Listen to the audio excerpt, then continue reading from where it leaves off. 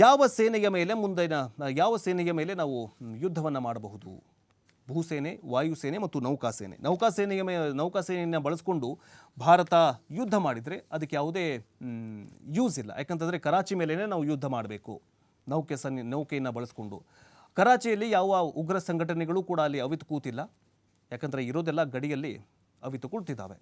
So ಹೀಗಾಗಿ ಮುಂದಿನ ದಿನಗಳಲ್ಲಿ ಯಾವ ಸೇನೆಯನ್ನು ಬಳಸ್ಕೊಂಡು ಯುದ್ಧ ಮಾಡತ್ತೆ ಅಂತ ಕಾದು ನೋಡಬೇಕಾಗಿದೆ.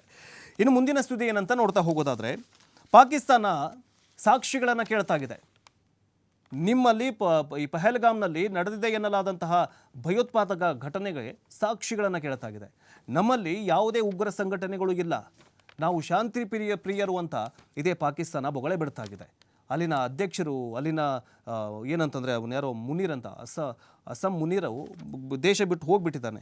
ಯಾವಾಗ ಹೆಂಗೆ ಬೇಕಾದಂಗೆ ಯುದ್ಧ ಆಗ್ಬೋದು, ಭಾರತ ಈಗ ಕೆಂಡವಾಗಿದೆ, ಯಾವಾಗ ಬೇಕಾದಾಗ ಆಗ್ಬೋದು ಅಂತಂದ್ಬಿಟ್ಟು ಸೇನಾಧ್ಯಕ್ಷನೇ ಪರಾರಿಯಾಗಿ ಹೋಗ್ಬಿಟ್ಟಿದ್ದಾನೆ. ಹಾಗಾದರೆ ಪಾಕಿಸ್ತಾನ ಇದುವರೆಗೂ ಯಾವುದೇ ಭಯೋತ್ಪಾದಕ ಚಟುವಟಿಕೆಗಳನ್ನೇ ಮಾಡಿಲ್ವಾ?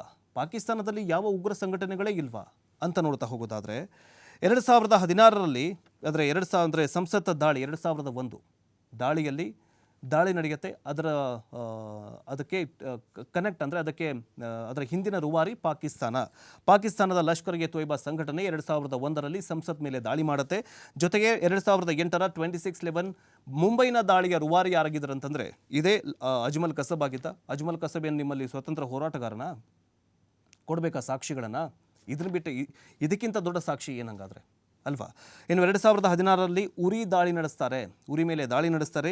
ಅದರ ಹೊಣೆಯನ್ನು ಜೈಷ್ ಎ ಮೊಹಮ್ಮದ್ ಉಗ್ರ ಸಂಘಟನೆ ಹೊತ್ಕೊಳ್ಳುತ್ತೆ. ಜೈಷ್ ಎ ಮೊಹಮ್ಮದ್ ಸಂಘಟನೆ ಎಲ್ಲಿದೆ ರೀ? ಪಾಕಿಸ್ತಾನದಲ್ಲಿದೆಯಾ ಅಥವಾ ಮತ್ತೆಲ್ಲಿದೆ? ಮತ್ತೆ ಅಂತ ನಿಮಗೆ ಸಾಕ್ಷಿ ಬೇಕು.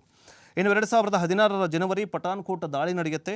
ಜೈಷ್ ಎ ಮೊಹಮ್ಮದ್ ಸಂಘಟನೆ ಇದರ ದಾಳಿಯ ಹೊಣೆಯನ್ನು ಹೊತ್ಕೊಳ್ಳುತ್ತೆ. ಈಗ 2019ರಲ್ಲಿ ಪುಲ್ವಾಮಾ ಅಟ್ಯಾಕ್ ಮಾಡಿದ್ಯಾರು? ಇದನ್ನು ಬಿಟ್ಟು ಮತ್ತೆ ಯಾವ ಸಾಕ್ಷಿ ಬೇಕು ನಿಮಗೆ? ಈಗ ಪಹಲ್ಗಾಮ್ನಲ್ಲಿ ನಡೆದಂತಹ ದಾಳಿಯ ಬಗ್ಗೆ ನೀವು ಮಾತಾಡ್ತಾ ಇದ್ದೀರಾ, ಅದೆಲ್ಲ ಸುಳ್ಳು, ನೀವು ನಮಗೆ ಸಾಕ್ಷಿ ಕೊಡಿ. ಇವೆಲ್ಲದಕ್ಕೂ ನೀವು ಸಾಕ್ಷಿ ಕೊಡಿ. ನಮ್ಮದಿಲ್ಲು